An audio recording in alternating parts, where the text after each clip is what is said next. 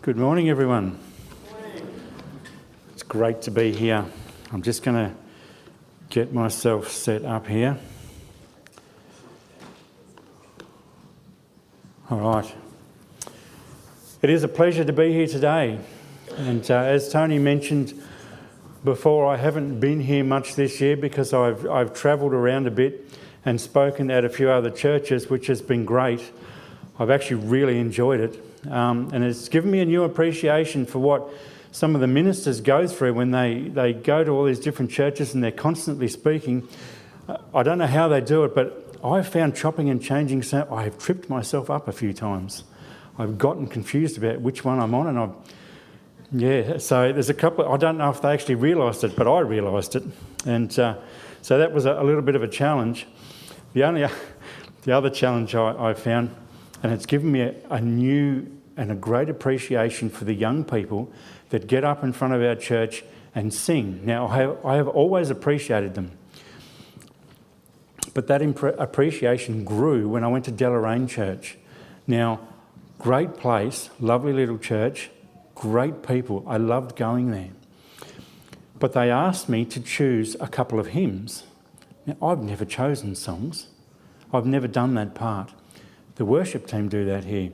So anyway, I chose a couple of hymns and that was all good, and I chose a couple that I liked. Now the last one, because they were a little bit more traditional, and I got up and spoke, and then I had to announce the last hymn. Now, the way they do it, the speaker stays here and sings. Well, I had a microphone in front of me. There's a reason you didn't see me up the front here this morning. I cannot sing to save myself. So as this started, I was a little bit nervous about that part, and I actually sent up a quick prayer. I said, Lord, you're going to have to make me in tune. Nothing else, just in tune I'll be happy with. I don't know if I was in tune or not, but I was looking around as I was singing, and people were singing and smiling, and all looked good. And I looked up the back, and there was a guy on the microphone. He had a frown on his face. And I thought, oh, something's gone wrong. And I thought, I must be singing flat, which is what my mother tells me I do. And so I stepped back away from the I can't step here because it's attached to me, but I stepped back away from the microphone and quietened myself down a little. And then I realised I wasn't singing the same words. I was half a line out of sync from the rest of the church. I thought, oh, how embarrassing. But anyway, they told me I did well. That was good. And they fed me lunch, so it can't have been too bad. So that was an embarrassing little moment. And it gave me a new appreciation for the young people that stand up the front here and sing for us and lead out in our worship. And don't they do a good job? Amen. All right, we better get started. The passage that I've chosen this morning is found in Mark chapter 5, verses 1 through to 20. That's Mark chapter 5, verses 1 through to 20. It's a very well-known passage. Most of you will know it. And I'll start by reading verse 1. So it's Mark chapter 5, verses 1 to 20. Then they came to the other side of the sea, to the country of the Gadarenes. They came to the other side from where? It says they went to the Gadarenes, but where had they been? We know that Jesus had been teaching and preaching, and he'd been on the western side of the Sea of Galilee, just south of the town of Capernaum. Now, if you're preaching and teaching to a multitude of people all day long in the heat and the dust, I've not actually ever done that. I've only ever stood here for 20 minutes. But I know how tiring that could be. I'd imagine that Jesus and the disciples would have been completely exhausted. They absolutely would have been exhausted. Now, the easiest thing for them to do at this point, both for Jesus himself and the disciples, would be to walk a few miles north to the town of Capernaum, where Jesus had himself based during his ministry, and 5 of the disciples came from there. They could walk 5 miles north. Sorry, not 5 miles. It was probably about 2 or 3 miles. They could have a wash. They could have a feed. And they could crawl into a bed Not just any bed, but their own bed. And when you're tired, that's worth something. Can't go past your own bed. Now that seems like a perfectly logical and reasonable thing to do, but it's not what happened. Jesus said, we're going to get in a boat and we're going to cross over to the other side, to the Gadarenes. Now the Gadarenes is Gentile territory. It's not so much Jewish.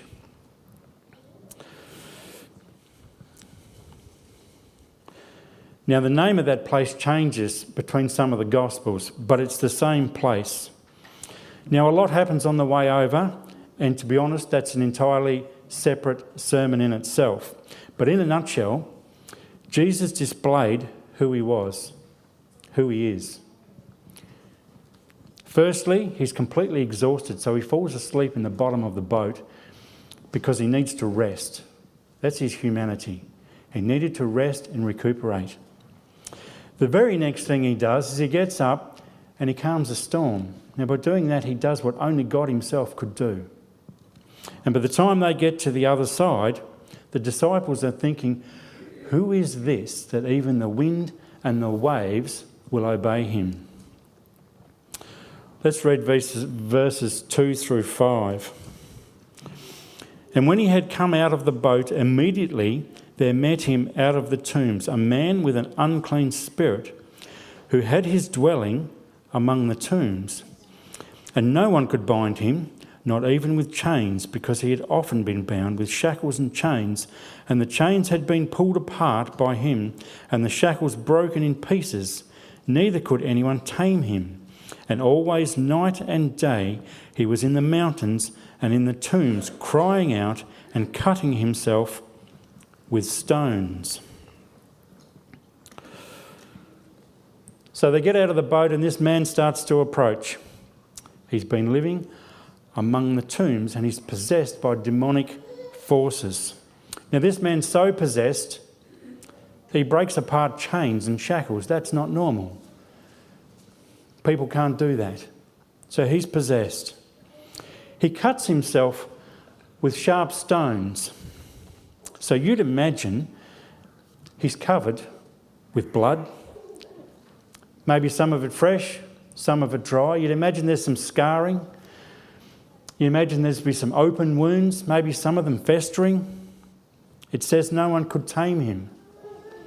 And to cap it off, in the Gospel of Luke, the same story, Luke points out he's also naked. Now, I generally like to tell a story in such a way that it paints a picture in people's minds. I don't know that you want this story etched or that picture etched into your mind. It's not really an image you want to remember, but that is what happened. The man coming toward them is what the Jews of the day would call unclean. Nothing but filth in every way. There's more than enough reasons here for the disciples to get back in their boat and paddle back to wherever it was they came from. He's a Gentile. He's possessed by demonic forces. He lives amongst the tombs. He's mutilated his own body with sharp rocks. He has no clothes on. The scriptures don't say it, but I reckon he stinks. Let's not forget there's a herd of pigs close by. They're also unclean. I'd imagine they wouldn't smell too good either. There's at least half a dozen reasons there for the disciples to put up a wall, build a wall in front of them, put up some barriers. This type of person, they don't associate with. They were Jews. This guy was a Gentile. They don't hang out with Gentiles. They don't eat with them. They don't work with them. They don't do anything with them. They see him coming down the road, they'll cross the road and walk down the other side. They just don't associate with them. Let's read verses 6 and 7. When he saw Jesus from afar, he ran and worshipped him and cried out with a loud voice and said, "What have I to do with you, Jesus, Son of the Most High God? I implore you by God that you do not torment me." So he sees Jesus from afar, he ran and he worshipped him. He threw himself at Jesus' feet. And that is precisely the reason that Jesus, despite his hunger and his exhaustion and the dangers of crossing over the Sea of Galilee, that is exactly the reason that he did get in the boat and crossed over to the other side. He knew that over there was a man that not only desperately needed his help, but desperately wanted his help. And if somebody turns to Jesus, does he turn away? Is there an example where Jesus has turned away from somebody that needed his help? No. And I would challenge you to find someone else in the Bible that is in a worse condition than what this man is. Find me someone that's worse off than this man.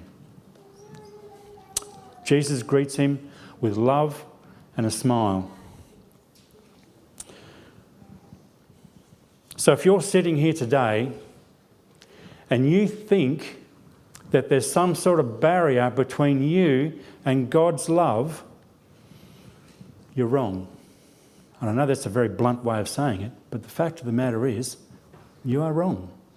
There is no barrier between you and God's love. It's just a matter of whether you would like him to love you and whether you're prepared to love him back. That's all there is to that. Jesus will pass through any barrier that you may think is in the way. This passage proves that. Now, I find it interesting that this man throws himself at Jesus' feet. There's 13 men standing here, and this man doesn't know any of them from a bar of soap. And yet, he lines up Jesus and bows at Jesus' feet. Except for the demon that's controlling him. He knows exactly who Jesus is. He even calls him Son of the Most High God. Let's read verses 8, 9 and 10. Where am I? For he said to him, "Come out of the man, unclean spirit." Then he asked him, "What is your name?" And he answered, saying, "My name is Legion, for we are many." Also he begged him earnestly that he would not send them out of the country. Now in Matthew, it says, "Don't torment us before time." Here in Mark, it says, please don't send us out of the country. In Luke, it says, "Please don't force us out into the abyss." It's clear that this demonic force knows that one day their time will come to an end. One day their number's up. And they know that Jesus is the one that will dictate when that time comes. They know Jesus will deal with them when and how he sees fit, and they give him that respect. Let's read verses 11 through to 13. Now a large herd of swine was feeding there near the mountains. So all the demons begged him, saying, "Send us to the swine that we may enter them." And at once Jesus gave them permission. Then the unclean spirits went out and entered the swine. There were about 2,000. And the herd ran violently down the steep place into the sea and drowned in the sea. Now, I'm at a bit of a loss as to why this demonic force needed permission to enter the pigs. I actually don't know. I can only guess that they knew they were in the presence of God. And maybe, because the scriptures don't say this, but maybe Jesus took control of them. Maybe Jesus stood there and went, "There's a lot of demons here. This is a little bit too dangerous for the people around." So he just took control of them. They didn't want to be cast out into the abyss, so maybe they gave Jesus an alternative. "Let us go into the pigs." And Jesus gave them permission. Now, did this demonic force cause these pigs to run down the cliff and drown? Or did the pigs get such a fright to suddenly be inhabited by demons that they panicked and they took off and did something stupid?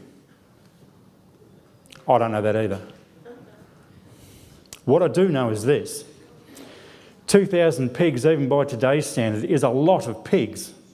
A lot of pigs, a huge amount of pigs. Any of you that are farmers have been around sheep or cattle, you get 100 head of cattle in a paddock or in a pen, there's a fair amount of cattle there. 200, 300 head, there's a lot of head of cattle. 2,000 pigs is a lot of pigs to smell. It would have been shocking. And even by today's standard, 2,000 pigs is worth a lot of money. That's a lot of money. Alive. Not so much dead, especially drowned in the sea. That would have caused an economic collapse in the surrounding community. You see, these pigs would not have been owned by one particularly wealthy farmer. They would have been owned by many people in the villages nearby. Let's keep reading verses 14 through to 17. So those who fed the swine fled, and they told it in the city and in the country. And they went out to see what it was that had happened. Then they came to Jesus and saw the one who had been demon-possessed and had the legion sitting and clothed and in his right mind. And they were afraid. And those who saw it told them how it happened to him that had been demon-possessed and about the swine. Then they began to plead with him, that is Jesus, to depart from their region. Could you imagine being the men responsible for looking after these pigs? They run off into town. They would have known who owned the pigs. They probably would have been friends with people who owned these pigs. It'd be like running in and me looking around and I spot Tony down here. Hey, Tony, your pigs are dead. Nigel, yours are dead as well. And it wouldn't take long as you walk through town informing people that their pigs are gone, they would have started following you because this is their wealth. This is how people in these times stored their money. This is their life savings gone up in smoke. Well, not exactly smoke, they've drowned in the sea. But either way, they're dead. I reckon you'd be pretty quick to also add, and by the way, the person who caused this problem is still out there, still out where we were. Let's go have a chat.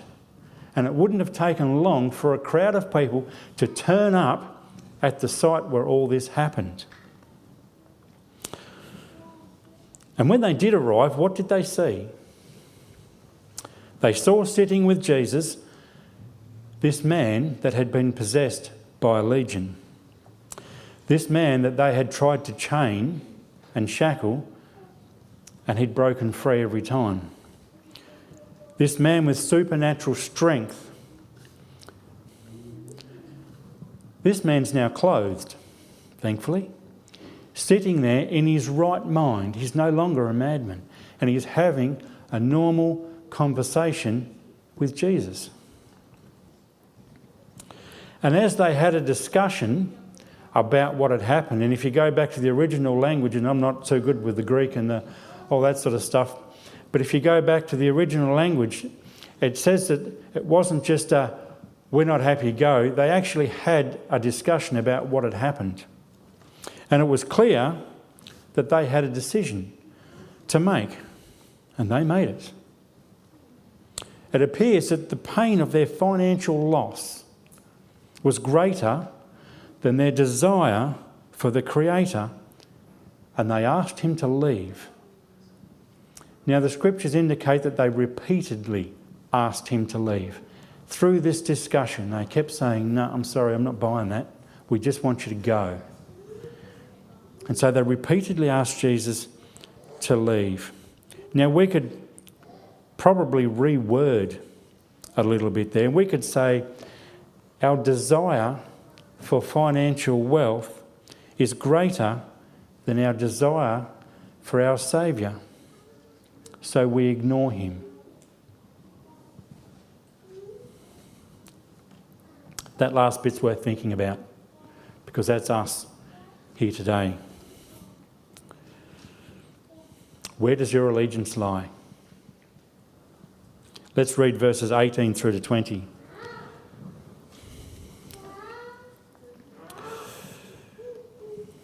And when he got into the boat, he who had been demon-possessed begged him that he might be with him. However, Jesus did not permit him, but said to him, "Go home to your friends and tell them what great things the Lord has done for you, and how he has compassion on you, how he has had compassion on you."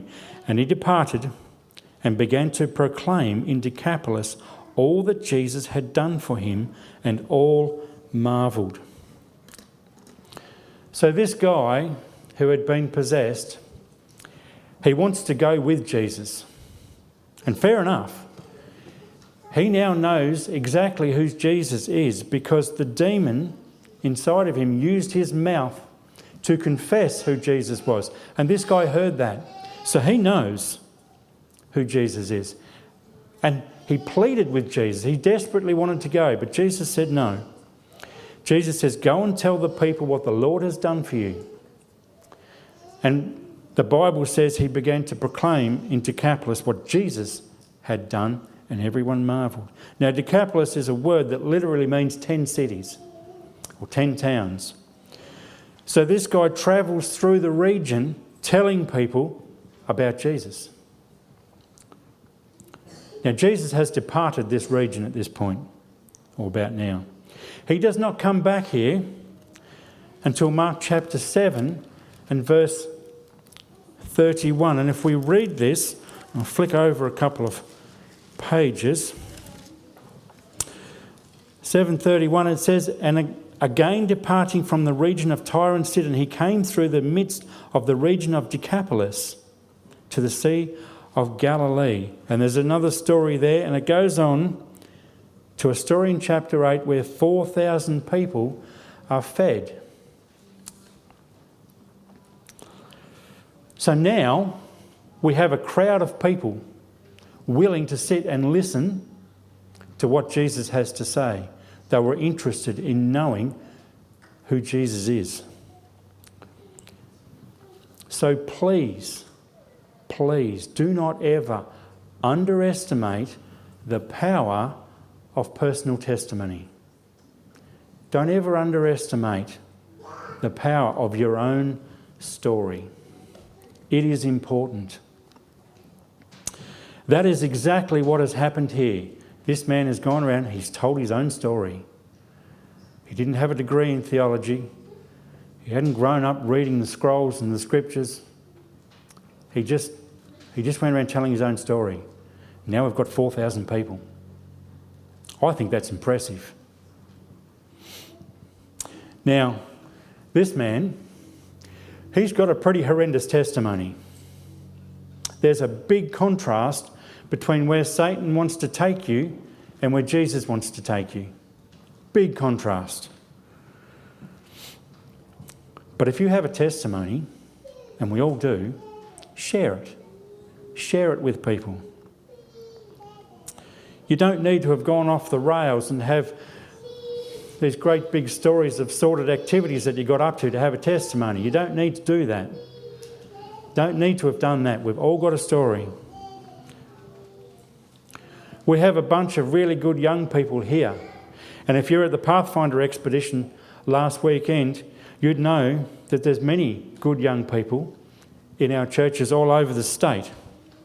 It'd be really helpful if they could hear from the older generation the things that you've done, the things that went well, and maybe the things that didn't go so well. It would be really good if they could hear that a little more often than what they do. You see, a lot of young people think that the older generation have no idea. That's what they think. Some of you are smiling and nodding. You agree with me. When in reality, most of us know exactly how they feel and what they're going through. We did the same things. They're doing it with a device in their hand like this, as Tony explained during the welcome. We didn't have a device. The device hung on the wall. It had a cord on it. You never lost it. You knew where it was. But most of us know how they feel. We need to share it a little more often. Now, it'd be a bit rugged if I stood up here and talked about telling our story and I didn't share a little one of my own. So I will. It's also challenging to come up with a story that fits a passage that talks about demonic forces. Sadly, I've got a story that fits in with that. Most of you won't know that I have this type of story because I don't actually enjoy telling it. It's not funny. It's not fun. It's actually quite serious and it's a dangerous situation. But it did happen. So if you've got young children sitting here now and you don't want them to hear about a story like this, about the sort of forces, I'm not going to be offended if you pick them up and walk out right now. So most of you that sitting here that know us know that Katrina had a business in Melbourne called Staged Homes, and we set houses up for sale. And I worked with Katrina in the business. And we used to furnish houses, put them on the market. We didn't put, the owners put them on the market. When the house was sold, we went back, we collected the furniture, took it back to the warehouse.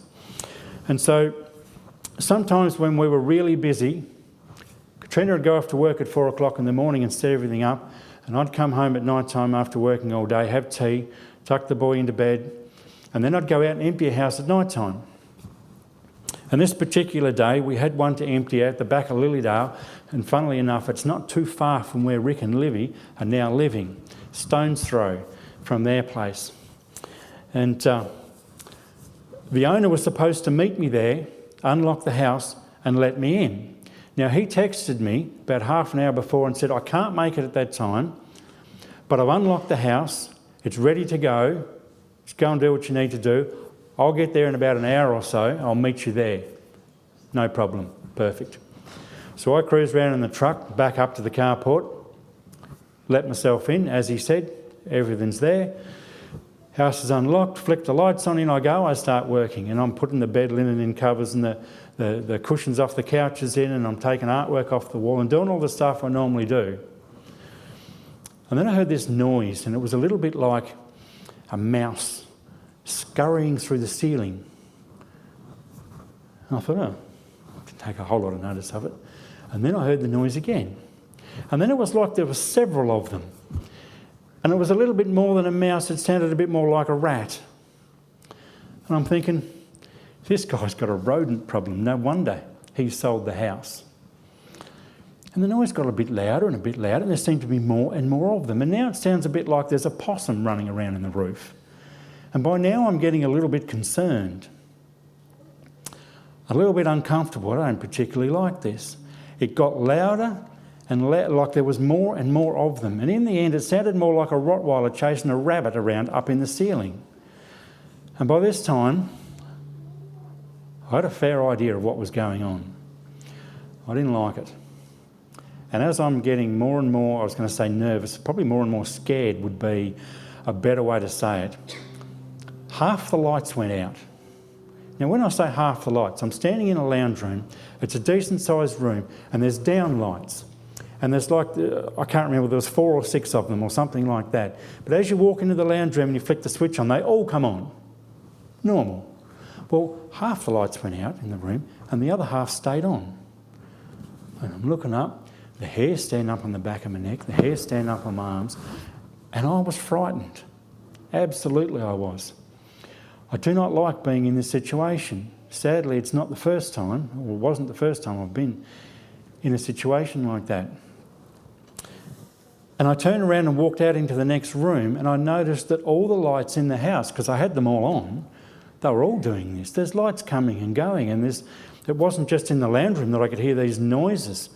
It was like now the whole house was rumbling and the lights are flashing on and off. And I was pretty much terrified by this point. What do? I know what I wanted to do. I wanted to walk straight out that door and just get out of there. But all our stuff's here. I had to take it with me. It doesn't pack itself up. You've actually got to go and do it. Now, I had arranged, because some of it I couldn't pick up and carry on my own, I had arranged for a friend of mine, Chris, to come a bit later on to give me a hand. Once I was all packed up, he would give me a hand to carry it. Now, Chris wasn't there at this point. And so I'm standing there in the middle of the house. All of a sudden, I heard a sound that was very familiar. See, as I went into the back door of this house from under the carport, there was an aluminium ladder leaning against the wall. Now, if you drag an aluminium, it was just a standard extension ladder. If you drag one of those across the ground, it's a very distinct noise. You know what it is. They all sound the same. I heard this ladder being dragged across the carport. I thought, perfect, the owner of the house is here. And I took off out that back door, expecting to find the owner. What I found was nothing, except for the ladder was on the other side of the carport. And I ducked around the side of the truck, and I looked this way and I looked that way, and I ducked around the side of the house and the other side of the house. There was nobody.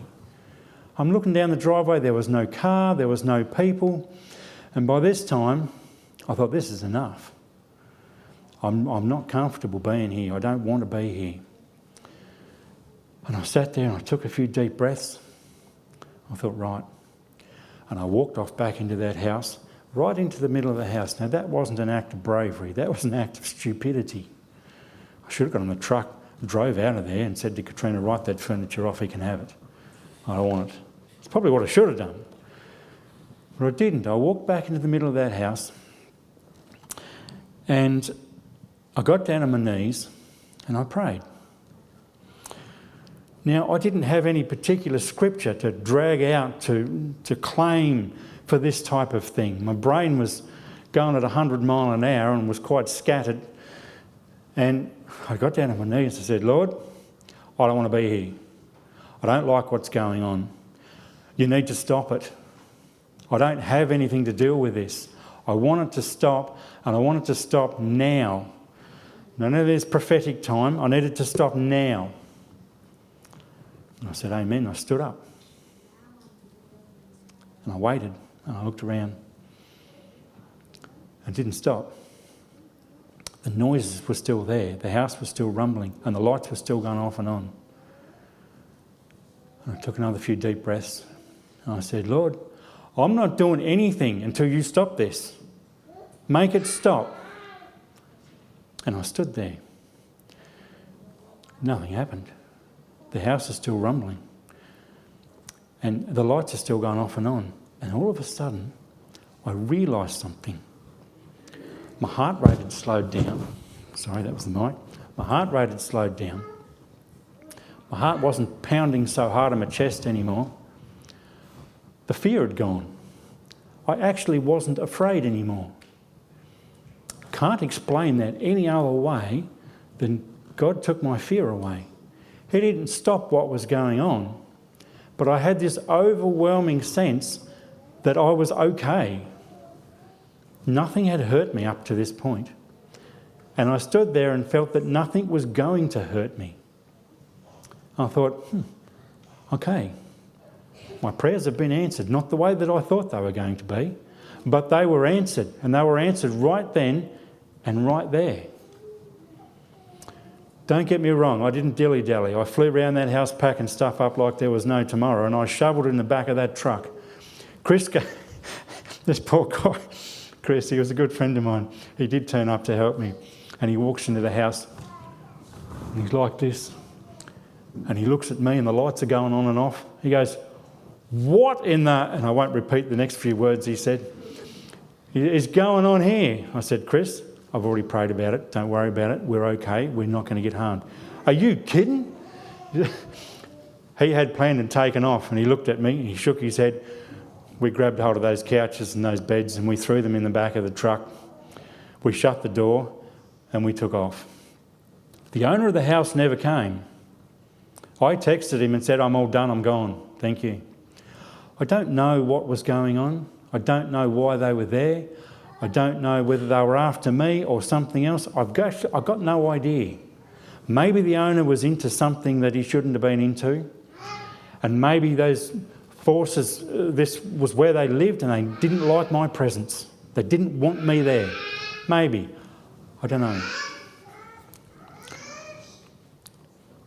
Here's the thing I do know. The only thing I did was I got on my knees and prayed. That was all. That's all I had. I had nothing else. I got hold of Jesus with both hands and I didn't let go. Even when I stood up and didn't finish, I told him, I'm not doing another thing till this stops. I didn't let go. I didn't let go of that prayer. I kept hold of it. And my prayer was answered. The unclean man in this passage, he did the same thing. He got hold of Jesus with both hands. He threw himself at Jesus' feet. He got hold of him with both hands and he didn't let go. When Jesus was ready to leave, he begged to go with him. He begged, pleaded with him. Jesus said no. And so he obeyed what Jesus told him. He did what God asked him to do. He held on with both hands and he didn't let go. He went and proclaimed through Decapolis what Jesus had done, and it went well for him. 4,000 people came. As an elder of this church, I'm going to suggest that all of us here are in some sort of situation. We live in a fallen world. We're all in a situation. It doesn't take long if you turn the news on and have a look at what's going on around the world. It doesn't matter what leader there is in charge of what country. The place is in a mess. It's not getting any better. It doesn't matter whether you're rich. It doesn't matter if you're poor. It doesn't matter if you identify with the political left or the political right. It doesn't matter. None of those paths are heading in any direction that I would like to go. None of them. The only option I can see moving forward, the only option is to place yourself at Jesus' feet and hold on with both hands. Thank you.